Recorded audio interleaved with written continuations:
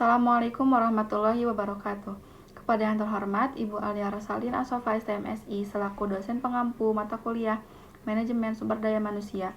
Perkenalkan, nama saya Inggi Triani dengan IRNPM 088. Pada kesempatan ini saya akan menjelaskan hasil analisis kuesioner mengenai tingkat kepuasan kompensasi dari seorang responden yang bekerja sebagai sales advisor atau konsultan optik pada sebuah perusahaan yang bergerak di bidang kesehatan mata dan retail.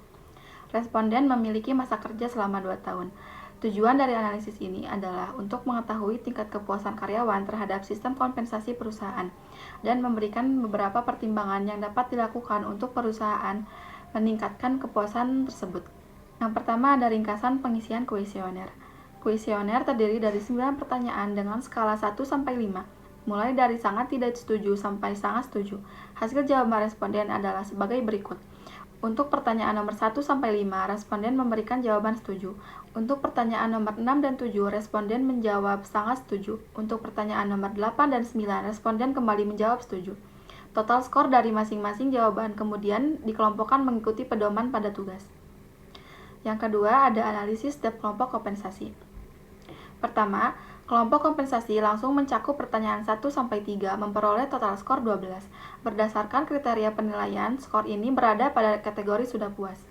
Kedua, kelompok kompensasi tidak langsung, yaitu pertanyaan 4 dan 5, memperoleh total skor 8.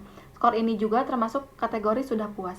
Ketiga, kelompok kenaikan gaji, yaitu pertanyaan 6 dan 7, memperoleh total skor 10.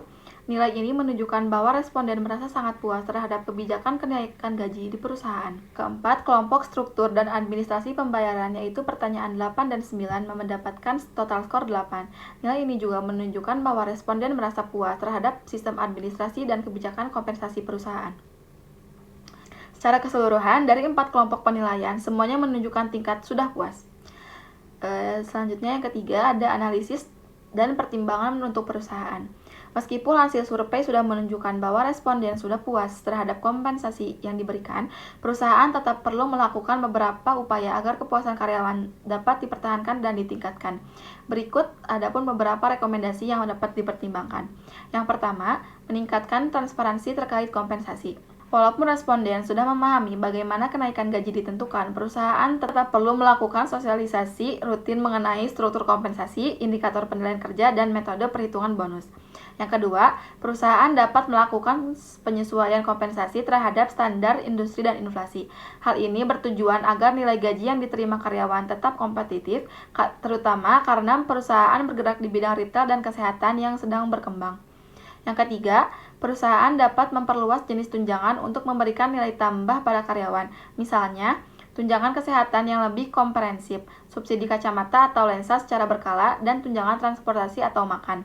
Keempat, perusahaan dapat mengembangkan skema reward atau insentif berbasis kinerja. Hal ini akan memberikan dorongan positif bagi karyawan yang bekerja di posisi sales agar termotivasi mencapai target yang lebih tinggi.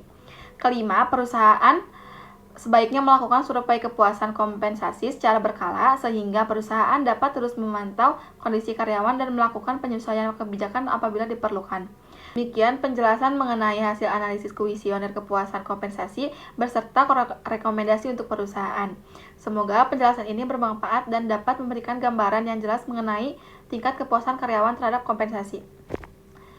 Mungkin cukup sekian dari saya. Mohon maaf apabila ada kesalahan. Assalamualaikum warahmatullahi wabarakatuh.